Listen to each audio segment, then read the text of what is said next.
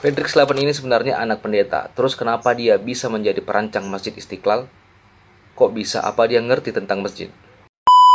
Kalian tahu nggak ada orang Batak yang berkontribusi besar terhadap negara Indonesia kita tercinta ini? Bahkan karyanya sampai sekarang menjadi ikon terkenal di Indonesia. Bahkan dunia pasti tahu karyanya. Ya, Fredrik Silaban. Siapa sangka pria kelahiran Dolok Sanggul ini membuat bangga orang Batak bahkan Indonesia dengan karyanya. Fredrik Silaban ini adalah arsitek dari Monumen Nasional atau Monas, Gelora Bung Karno, bahkan masjid terbesar se-Asia Tenggara, Masjid Istiqlal. Membanggakan sekali orang Batak yang satu ini. Oke, langsung saja kita bahas siapa sih Fredrik Silaban sebenarnya. Tapi sebelumnya jangan lupa like, subscribe, dan share dulu ya.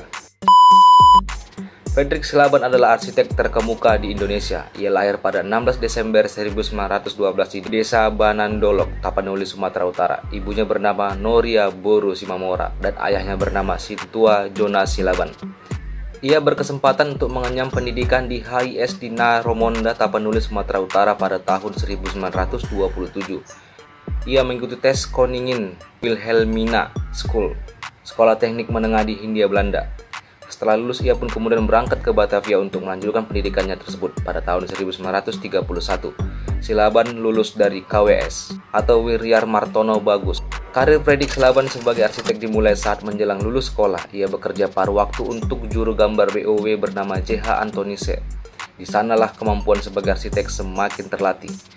Ia juga ikut dalam pameran di Pasar Gambir, memiliki kemampuan yang baik pada tahun 1931 sampai 1939. Fredrik Silaban bekerja untuk JNI Angkatan Darat Belanda. Ia kemudian pindah menjadi drafter di Kota Praja Bogor pada 1939 sampai 1942. Pada masa pendudukan Jepang, ia bekerja dalam Dinas Pekerjaan Umum di Bogor hingga 1947. Ia juga ditetapkan sebagai Direktur Pekerjaan Umum hingga 1949. Setelah itu, Silaban tetap berkarir dalam pemerintahan hingga pensiun di Dinas Pekerjaan Umum Kota Praja Bogor. Fredrik Silaban ini sebenarnya anak pendeta. Terus kenapa dia bisa menjadi perancang Masjid Istiqlal? Kok bisa? Apa dia ngerti tentang masjid? Fredrik Silaban ditunjuk sebagai arsitek Masjid Istiqlal setelah memenangkan sayembara pada Juli 1955. Karya yang berjudul Ketuhanan yang dirancang oleh Fredrik Silaban berhasil memenangkan hati para dewan juri, termasuk Presiden Soekarno. Terus apa dia ngerti tentang rumah ibadah Islam? Meskipun beragama Kristen, Fredrik Silaban mempelajari berbagai hal terkait ibadat rumah Islam, seperti berwudu, sholat berjamaah, kiblat, dan ritual khusus.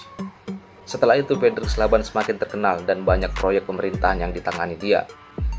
Berikut berbagai proyek yang ditangani oleh Fredrik Silaban. Gedung Universitas HKBP Nomensen, Medan 1982. Stadion Utama Gelora Bung Karno di Jakarta 1962. Istana Gelora Bung Karno, Jakarta 1961.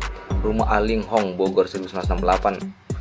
Monumen Pembebasan Irian Barat, Jakarta 1963. Markas TNI Angkatan Udara, Jakarta 1962. Gedung Pole Jakarta 1962. Gedung BNI 1946, Medan 1962. Menara Bung Karno, Jakarta 1960 sampai 1965 tidak terbangun. Monumen Nasional Tugu Monas, Jakarta 1960. Gedung BLLD Bank Indonesia, Jalan Kebon Siri, Jakarta 1960.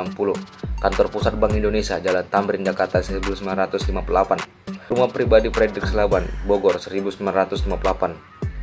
Masjid Istiqlal, Jakarta 1954. Gedung Bentol, Jawa Barat 1954.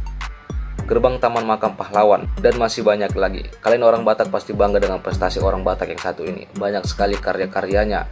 Oke guys, terima kasih sudah mendengarkan dari awal sampai akhir. Jangan lupa like, komen, dan subscribe ya. Sampai jumpa di video selanjutnya.